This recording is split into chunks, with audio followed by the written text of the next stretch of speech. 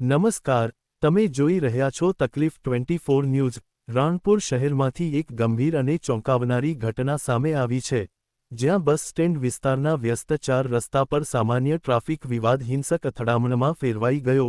લાકડાના ધોકા વડે જાહેરમાં મારામારી, સ્કૂલ બસના ડ્રાઈવર પર હુમલો અને 200થી વધુ લોકોનું ટોળું। આ સમગ્ર ઘટનાનો વિડિયો વાયરલ થતા શહેરમાં ભયનો માહોલ સર્જાયો છે।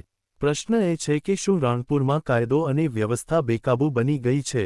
રાણપુરના બસ સ્ટેન્ડ 4 રસ્તા વિસ્તાર આજે હિંસક ઘટનાનો સાક્ષી બન્યો।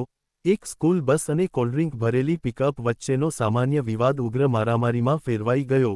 બંને વાહનચાલકો લાકડાના ધોકા વાળી કરી રસ્તા પર જ એકબીજા પર તૂટી પડ્યા અને આ દ્રશ્યો સોશિયલ મીડિયામાં વાયરલ થતા ચકચાર મચી ગઈ। આ દરમિયાન સ્કૂલ બસના ડ્રાઈવર પર હુમલો કરવામાં આવ્યો અને બસમાં બેઠેલા નાના વિદ્યાર્થીઓ ભયભીત થઈ ગયા। ઘટના દરમિયાન 200થી 250 લોકોનું ટોળું ભેગું થઈ ગયું અને પરિસ્થિતિ બેકાબૂ બની ગઈ।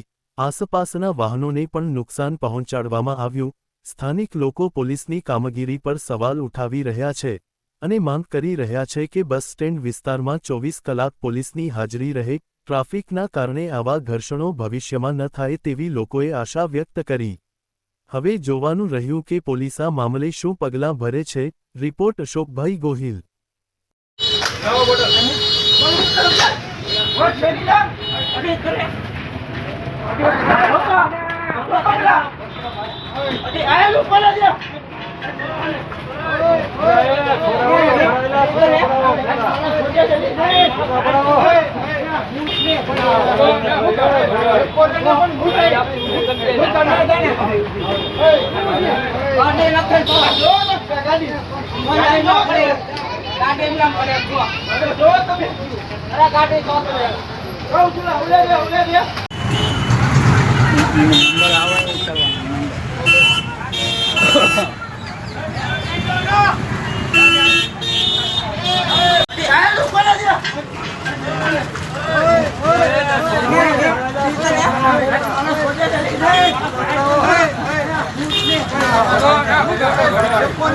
गाड़ी अपनी ऊभी कर दिया ना